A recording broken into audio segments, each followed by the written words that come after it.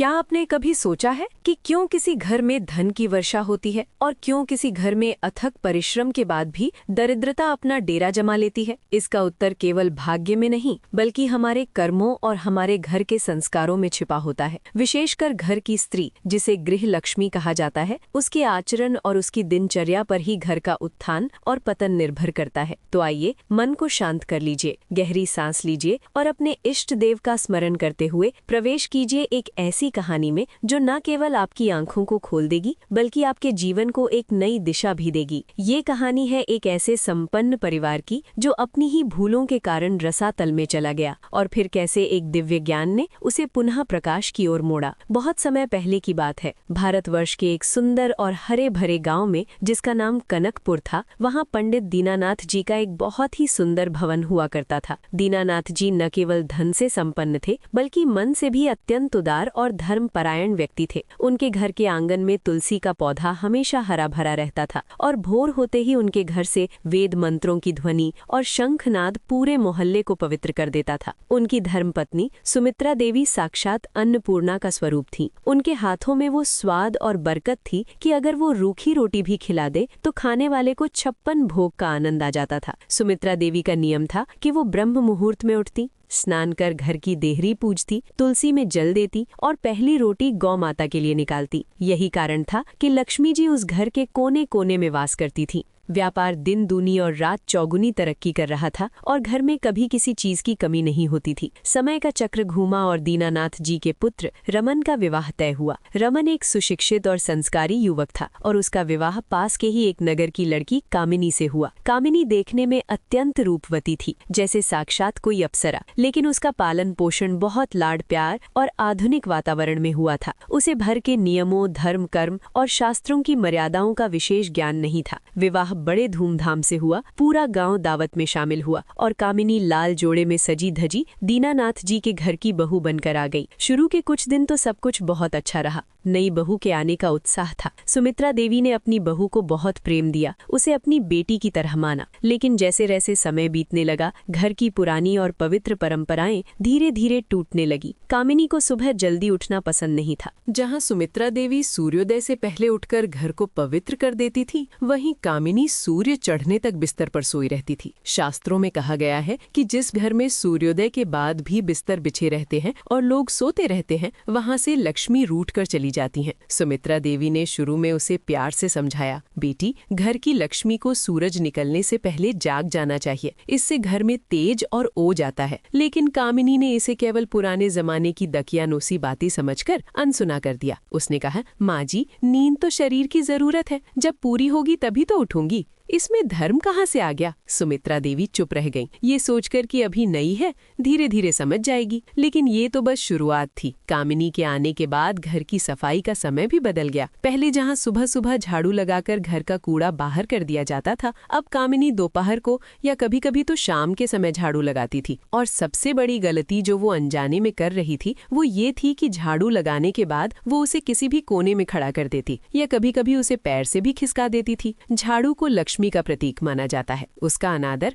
साक्षात लक्ष्मी का अनादर है। लेकिन कामिनी को इन बातों का कोई भान नहीं था। रसोई घर, जिसे सुमित्रा देवी मंदिर की तरह पूजती थी, वहां भी अब अपवित्रता ने जगह बना ली थी। कामिनी बिना स्नान किए ही रसोई में चली जाती। कभी कभी तो रात के जूठे बर्तन सिंक में पड़े रहते और वो उन्हीं के बीच नया भोजन पकाने लगती। शास्त्रों के अनुसार रसोई में जूठे बर्तन रखना राहु और केतु को निमंत्रण देना है, जिससे घर में कलह और बीमारी पनपती है। धीरे धीरे इन आदतों का असर दिखने लगा। सबसे पहले घर का वातावरण भारी होने लगा। वो घर जहाँ पहले हर समय हंसी खुशी और शांति रहती थी, अब वहाँ छोटी छोटी बातों पर तनाव रहने लगा। रमन, जो हमेशा शांत रहता था, अब चिड़चिड़ा रहने लगा। दीनानाथ जी का जो व्यापार पीढ़ियों से चल रहा था, उसमें अचानक बाधाएं आने लगी। कभी माल समय पर नहीं पहुँचता तो कभी पुराना पैसा डूब जाता। लेकिन अभी भी किसी का ध्यान इन आदतों की ओर नहीं गया। सबको लगा कि ये बस समय का फेर है। एक दिन की बात है, शाम का समय था। गोधूली बेला, जिसे शास्त्रों में अत्यंत पवित्र माना गया है, ये वो समय होता है जब दिन और रात का मिलन होता है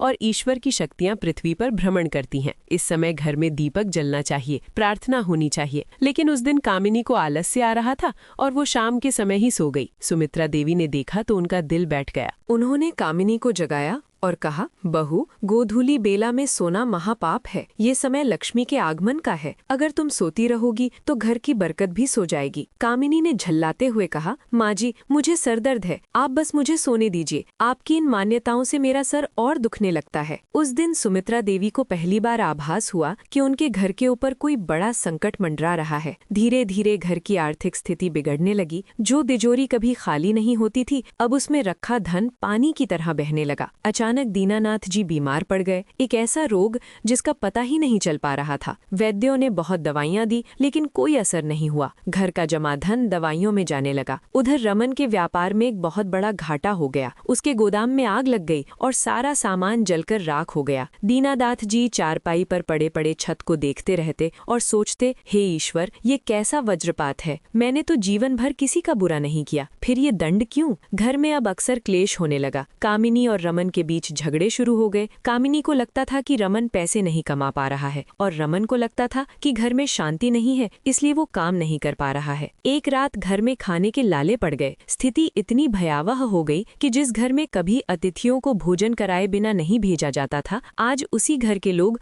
भूखे पेट सोने को मजबूर थे। उस रात सुमित्रा देवी अपने पूजा घर में गईं और फूट फूट कर रोने लगी। उन्होंने माँ लक्ष्मी की मूर्ति के सामने अपना माथा टेक दिया और बिलखते हुए प्रार्थना की, हे माँ, मुझसे क्या अपराध हुआ। मेरी तपस्या में क्या कमी रह गई जो तूने मेरे हंसते खेलते परिवार को उजाड़ दिया। अगर बहू से कोई भूल हुई है तो वो नादान है, उसे क्षमा कर दे माँ, मेरे घर की खुशियाँ लौटा दे। सुमित्रा देवी की वो करुण पुकार, वो आंसुओं से भीगी प्रार्थना इतनी सच्ची थी कि उस रात कुछ चमत्कार हुआ। कामिनी, जो अपने कमरे में भूखी और परेशान सो रही थी, उसे एक स्वप्न आया। स्वप्न में उसने देखा कि वो एक घने अंधेरे जंगल में अकेली खड़ी है। उसके चारों ओर सूखे हुए पेड़ हैं और जमीन बंजर है। तभी उसे सामने एक तेज प्रकाश दिखाई दिया। उस प्रकाश के बीच एक अत्यंत दिव्य लेकिन क्रोधित देवी खड़ी थी। उनके चेहरे पर तेज था, लेकिन नेत्रों में नाराजगी थी। कामिनी भयभीत हो गई। उसने कांपते हुए पूछा, आप कौन है देवी? तब उस देवी ने गंभीर स्वर में कहा, मैं वही हूँ जिसका अनादर तुम प्रतिदिन अपने घर में करती हो। मैं लक्ष्मी हूँ। कामिनी घुटनों के बल गिर पड़ी और रोते हुए बोली, माँ, मैंने आपका अनादर कब किया? मैं तो आपकी पूजा करती हूँ, दिवाली पर दीप जलाती हूँ। देवी ने कहा, मूर्ख स्त्री, केवल वर्ष में एक दिन पूजा करने से मैं प्रसन्न नहीं होती। मैं वहाँ वास करती हूँ जहाँ प्रतिदिन पवित्रता, अनुशासन और धर्म का पालन होता है। तुमने अपने ही हाथों से अपने घर के द्वार मेरे लिए बंद कर दिए हैं। कामिनी ने हाथ जोड़कर पूछा, माँ, मुझे मेरी भूल बताइए। मैं अज्ञानी हूँ, मुझे नहीं पता कि मेरे कौन से कर्मों ने आपको नाराज किया है। तब माँ लक्ष्मी ने अपनी गंभीर वाणी में उसे उसके 10 अपराध गिनाए। उन्होंने कहा, ध्यान से सुन, और यदि तू अपना घर बचाना चाहती है तो इन बातों को अपने जीवन में उतार ले। तेरा पहला अपराध, तू सूर्योदय के बाद तक सोती रहती है। याद रख, जो सूर्य को जगाता है उसका भाग्य सूर्य की तरह चमकता है, और जिसे सूर्य जगाता है उसका भाग्य अंधेरे में खो जाता है। जब तू देर तक सोती है तो घर की सकारात्मक ऊर्जा नष्ट हो जाती है और दरिद्रता प्रवेश करती है। तेरा दूसरा अपराध, तू पवित्र झाड़ू का अपमान करती है, उसे पैर लगाती है, उसे खुले में छोड़ देती है। झाड़ू मेरे ही स्वरूप है, क्योंकि वो गंदगी को दूर कर पवित्रता लाती है। जो झाड़ू को पैर मारता है वो मुझे ठोकर मारता है। तेरा तीसरा अपराध, तू भर की देहरी यानी चौखट का सम्मान नहीं करती। देहरी पर बैठकर भोजन करना, बातचीत करना या उस पर पैर रखकर खड़े होना, ये उस सीमा का अपमान है जो घर के भीतर की पवित्रता को बाहर की नकारात्मकता से अलग करती है। मैं उस घर में प्रवेश नहीं करती जिसकी देहरी अपवित्र हो। तेरा चौथा अपराध, रसोई की अपवित्रता। बिना स्नान किए भोजन बनाना, और उससे भी बड़ा पाप, भोजन को चख कर यानी जूठा करके भगवान को भोग लगाना या परिवार को खिलाना। अन्न ब्रह्म है। जब तू अशुद्ध मन और शरीर से भोजन बनाती है तो वो भोजन प्रसाद नहीं, विष बन जाता है, जिससे परिवार की बुद्धि भ्रष्ट होती है और रोग उत्पन्न होते हैं। तेरा पांचवा अपराध, शाम के समय झाड़ू लगाना। गोधूली बेला मेरे आगमन का समय है और तू उस समय धूल उड़ाकर मेरा रास्ता रोकती है। शाम को घर में दीपक जलना चाहिए, झाड़ू नहीं लगनी चाहिए। तेरा छठा अपराध, रात को रसोई में जूठे बर्तन छोड़ना। रात भर वो जूठे बर्तन नकारात्मक ऊर्जा, कीटाणु और अदृश्य तामसिक शक्तियों को आमंत्रित करते हैं। जिस घर की रसोई रात को साफ होकर नहीं सोती, वहाँ मैं कभी विश्राम नहीं करती। तेरा सातवां अपराध, अन्न का अनादर। तू थाली में उतना ही भोजन नहीं लेती जितनी भूख हो,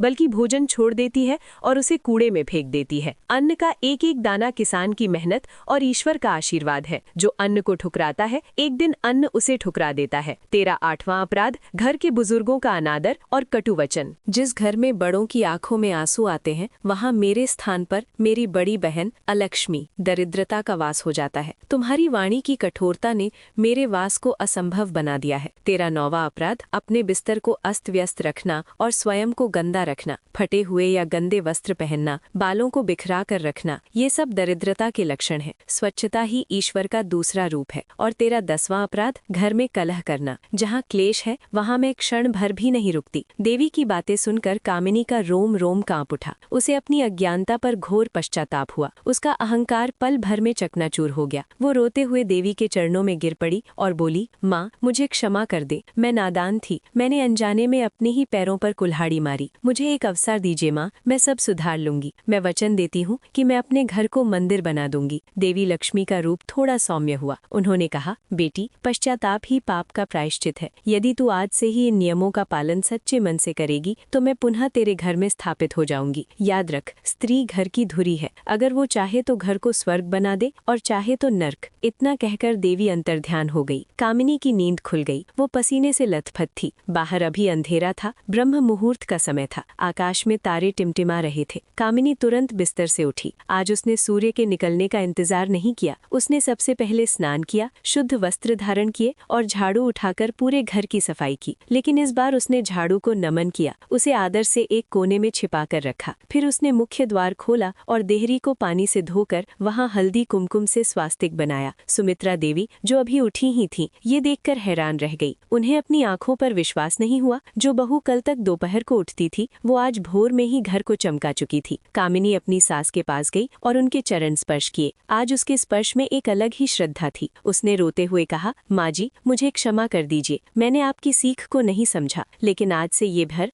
वैसे ही चलेगा जैसे आप चाहती थी। ये घर नहीं मंदिर है। सुमित्रा देवी ने बहू को गले लगा लिया। उनकी आंखों से खुशी के आंसू बह निकले। कामिनी रसोई में गई। उसने पूरी रसोई को साफ किया और सबसे पहले गौ माता के लिए रोटी बनाई। फिर तुलसी के पास जाकर घी का दीपक जलाया और परिक्रमा की। उस दिन घर का वातावरण ही बदल गया। जब रमन और दीनानाथ जी सोकर उठे तो उन्हें घर में एक दिव्य सुगंध और शांति का अनुभव हुआ। नाश्ते में जब उन्होंने कामिनी के हाथ का बना भोजन किया तो उन्हें वही स्वाद आया जो कभी सुमित्रा देवी के भोजन में हुआ करता था, प्रेम और पवित्रता का स्वाद। धीरे धीरे कामिनी ने वो सारी आदतें बदल दी। वो शाम को तुलसी के पास दीपक जलाती, कभी जूठे बर्तन न छोड़ती, अन्न का एक दाना भी बर्बाद न करती और सबसे बड़ी बात, वो घर में हमेशा मीठा बोलती और सबका आदर करती। परिणाम ये हुआ कि चमत्कारिक रूप से दीनानाथ जी की सेहत सुधरने लगी। दवाइयों ने असर दिखाना शुरू कर दिया और कुछ ही हफ्तों में वो अपने पैरों पर खड़े हो गए। उधर रमन को एक पुराने मित्र ने मदद की पेशकश की और उसका व्यापार फिर से चल पड़ा। जो घाटा हुआ था वो मुनाफे में बदलने लगा। घर की तिजोरी फिर से भरने लगी, लेकिन इस बार धन के साथ साथ घर में शांति, संतोष और धर्म भी था। गाँव के लोग जो कल तक इस परिवार की बर्बादी की बातें करते थे, अब कामिनी की तारीफ करते नहीं थकते थे। वे कहते थे, देखो कैसे एक समझदार बहू ने अपने संस्कारों से डूबते हुए जहाज को बचा लिया। कामिनी ने समझ लिया था कि लक्ष्मी केवल धन की देवी नहीं है, वे आचरण की देवी हैं। वे वहीं रहती हैं जहां कर्मों में शुद्धता होती है, जीवन में सादगी होती है और मन में श्रद्धा होती है। भक्तों, ये कहानी केवल कामिनी की नहीं है, ये आज के हर उस घर की कहानी है जहां आधुनिकता के नाम पर हम अपनी जड़ों को काट रहे हैं। हम भूल जाते हैं कि हमारे बुजुर्गों ने जो नियम बनाए थे वो हमें बंधनों में बांधने के लिए नहीं, बल्कि हमें सुरक्षित और समृद्ध रखने के लिए थे। जब हम झाड़ू का आदर करते हैं तो हम अपने साधनों का आदर करते हैं। जब हम अन्न का आदर करते हैं तो हम प्रकृति का आदर करते हैं। और जब हम समय पर उठते हैं तो हम काल चक्र के साथ तालमेल बिठाते हैं। माँ लक्ष्मी की कृपा प्राप्त करने के लिए किसी बड़े यज्ञ या हवन की आवश्यकता नहीं होती। वे तो बस इन छोटी छोटी दैनिक आदतों में ही प्रसन्न हो जाती हैं। अगर आपके घर में भी बरकत नहीं लुक रही, धन आता है पर चला जाता है, या घर में बिना वजह क्लेश रहता है, तो आज ही अपने घर की दिनचर्या पर ध्यान दीजिए। कहीं आप भी तो वही गलतियां नहीं कर रहे जो कामिनी ने की थी। कहीं आपके घर में भी झाड़ू का अपमान तो नहीं हो रहा, कहीं रसोई गंदी तो नहीं रहती। याद रखिए, सुधार की शुरुआत स्वयं से होती है। जिस दिन आप अपने घर को मंदिर मान लेंगे और अपनी दिनचर्या को पूजा बना लेंगे, उस दिन आपको लक्ष्मी जी को बुलाना नहीं पड़ेगा, वे स्वयं खींची चली आएंगी। क्योंकि जहाँ सफाई है वहाँ स्वास्थ्य है, जहाँ आदर है वहाँ प्रेम है, और जहाँ ये सब है वहीं तो साक्षात लक्ष्मी नारायण का वास है। तो आइए आज हम सब मिलकर ये संकल्प लें कि हम अपने घर को पवित्र रखेंगे, अपनी संस्कृति और संस्कारों का